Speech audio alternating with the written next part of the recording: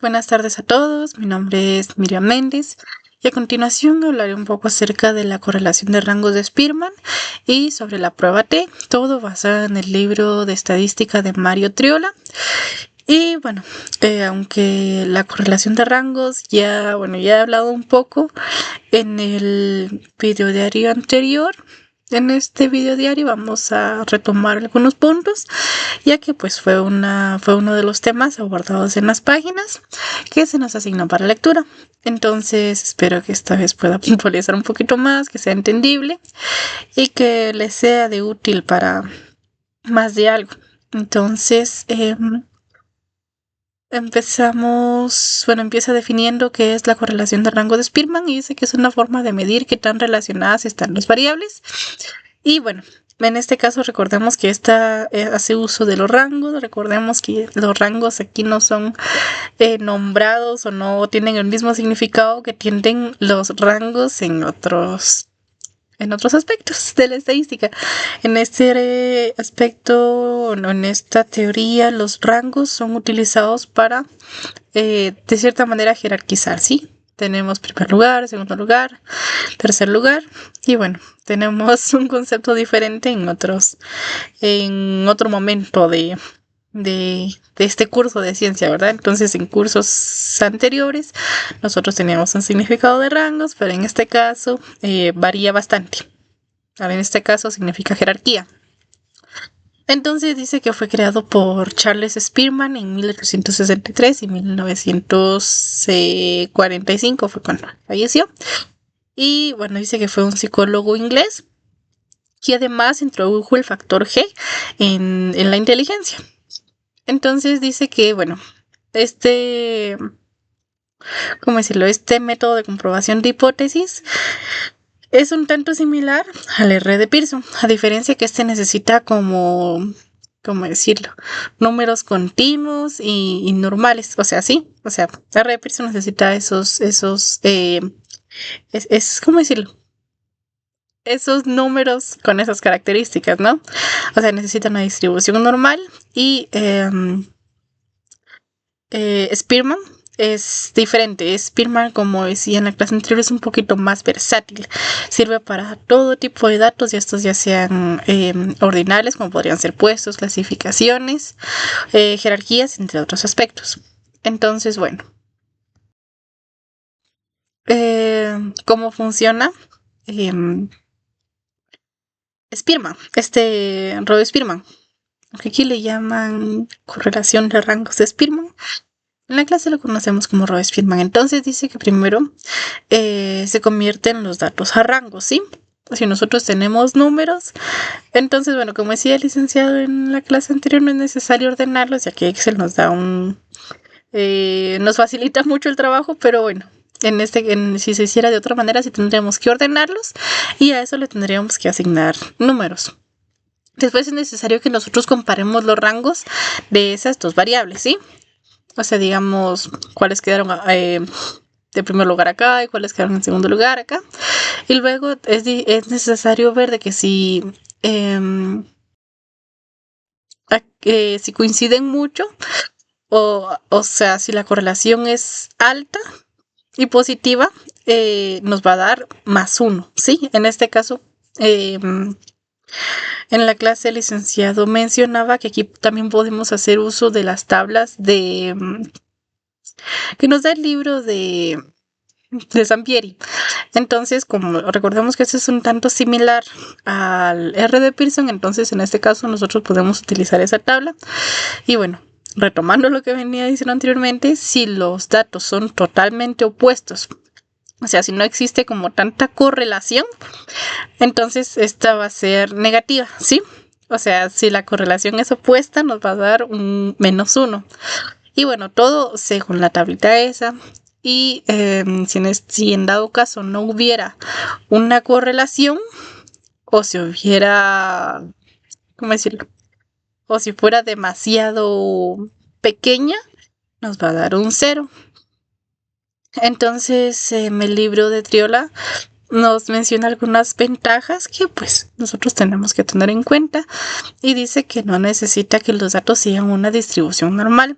Esto quiere decir que, como mencionaba en el video diario anterior, que no es necesario que la moda, la mediana y la media sean, ¿cómo decirlo? Sean parecidas, sino que este puede trabajar con datos bastante que varíen bastante, como podría ser, digamos, una moda de 13, una mediana de 53 y una media de 74, por ejemplo. O sea, no es necesario que los datos se mantengan estables. Como mencionaba, y el ejemplo más claro que yo tengo de una distribución normal. Y aquí en algunos apartados nosotros vamos a ir encontrando media, mediana y moda, pero eso lo pueden encontrar en el libro. Pueden profundizar un poquito más en eso.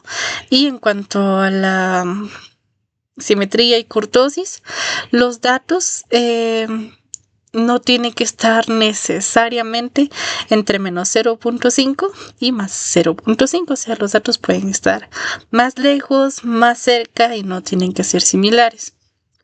Entonces dice que también se puede aplicar cuando los datos son rangos o clasificaciones. Recordemos que, ¿cómo decirlo?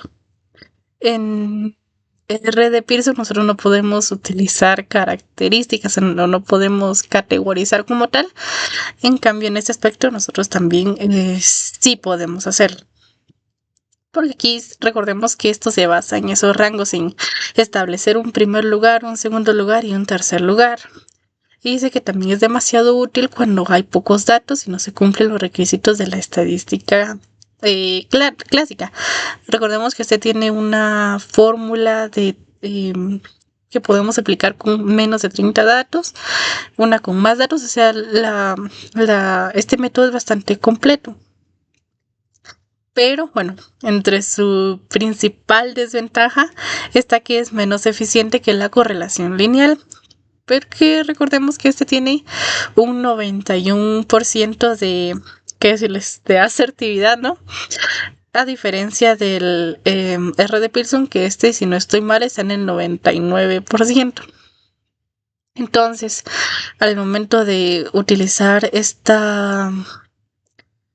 método, nosotros podemos caer en ciertos errores. O sea, podemos equivocarnos, podría no ser tan certera como podría ser un método de comprobación de hipótesis para datos paramétricos, como podría ser el R de Pearson. Entonces, bueno, este Rode-Spearman es de los más... Es un método de comprobación de hipótesis que se ha utilizado mucho en psicología, en educación y ciencias sociales, porque dice que en estos ámbitos es bastante común que nosotros utilicemos escalas y encuestas, como por ejemplo serían los niveles de satisfacción para calcular la ansiedad y para identificar ciertas actitudes, digamos. Entonces es bastante útil. Dice que también se utiliza bastante en los deportes. Como podríamos decir que, bueno, este queda en primer lugar, segundo lugar, tercer lugar. Podríamos relacionarlo un poquito con la actividad que tuvimos hace una semana o con lo de triatlón. Entonces ellos bien podríamos aplicar este método de comprobación de hipótesis en esa competencia que hubo. Entonces, bueno, es importante mencionar que, bueno, ya lo he hecho en videos diarios anteriores, pero en este caso, pues, está de más hacerlo. Que la correlación no es lo mismo que la causalidad. Yo lo mencioné porque lo mencioné al licenciado, pero bueno, es importante tenerlo en cuenta y tenerlo presente siempre.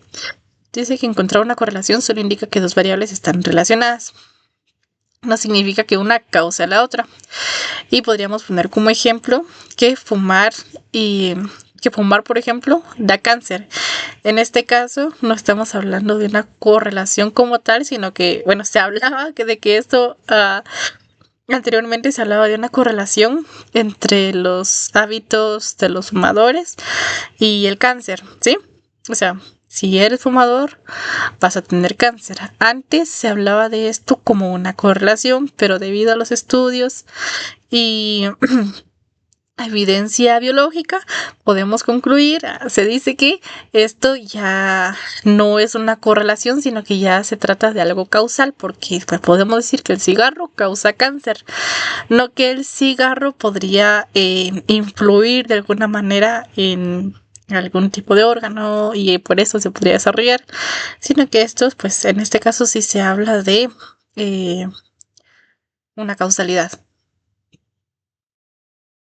Después, en las siguientes páginas del libro, habla acerca de las inferencias sobre dos medias con muestras independientes. Y bueno, dice que es una forma de comparar dos grupos distintos para ver si sus promedios son diferentes o no. ¿Sí?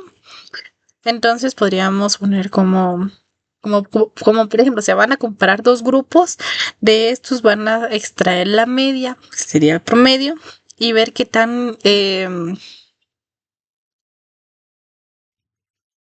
bueno, no recuerdo si les estaba hablando. Bueno, creo que sí dije prueba T. Si me confundí, dije T de student, pues no es así, es prueba T. En este caso vamos a comparar dos grupos y de estos nosotros vamos a extraer el promedio y ver qué tan parecidos son o qué tan diferentes son. Entonces, por ejemplo, podríamos tener que un grupo de estudiantes pues para sus exámenes se ponen a repasar con música y un grupo de otro grupo de estudiantes repasan para sus exámenes en silencio. Entonces nosotros vamos a saber si el promedio de notas de un grupo es mayor que el del otro, ¿sí? Si podemos identificar que si el promedio de notas del grupo que estudia con música es más alto que de los que no estudian con música o de los que estudian en silencio es más alto de los que estudian en música. El libro hace mención de las muestras independientes y de las muestras dependientes. Dice que de las muestras independientes pues podría ser como lo que yo les estoy diciendo, ¿sí? En la muestra independiente nosotros vamos a hablar de grupos que no están, qué decirlo, relacionados entre sí.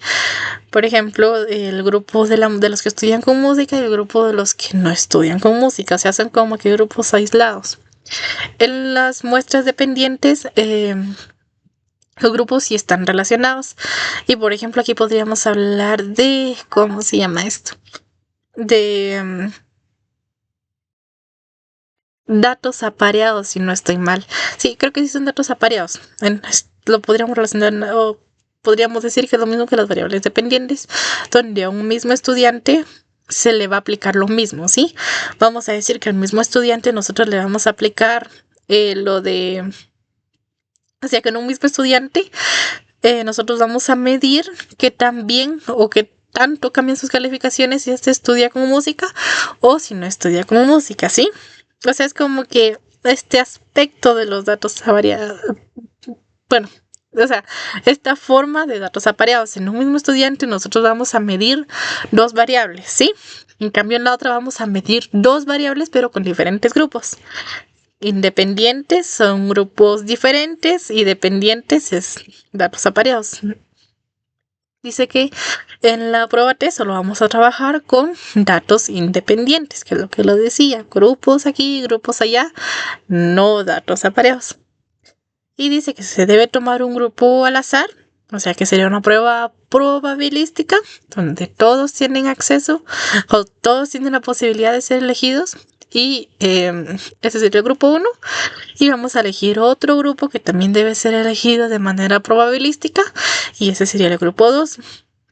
Entonces, recordemos que esto debe ser siempre al azar, siempre tratando de no intervenir con investigadores, sino que sea una forma en la que todos puedan ser elegidos, ¿sí? Dice que, bueno, para esto vamos a calcular el promedio de cada grupo y se van a comparar esos promedios utilizando una fórmula y esa fórmula va a ser la prueba T. Y con eso se decide si la diferencia que nosotros vamos a identificar es real o si es puro azar. Sí, eso es una prueba bastante interesante. Entonces, como para otro ejemplo sencillo, podemos hablar, por ejemplo, de un grupo de pacientes o de personas que tome pastillas para dormir y otro grupo que tome placebos. Entonces vamos a ver si el promedio de horas de sueño en el grupo de los pacientes que están tomando pastillas es mayor que el que está tomando algún placebo.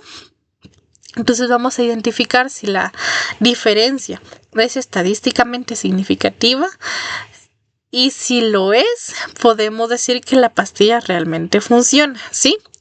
O sea, es como que se trata de comparar dos grupos entre sí, identificar si esto es significante o no, y bueno, de ahí sacar la conclusión. Entonces, espero que se haya entendido más de algo, que algún concepto les haya quedado y que les sea de utilidad. Que tengan una feliz tarde y feliz tarde.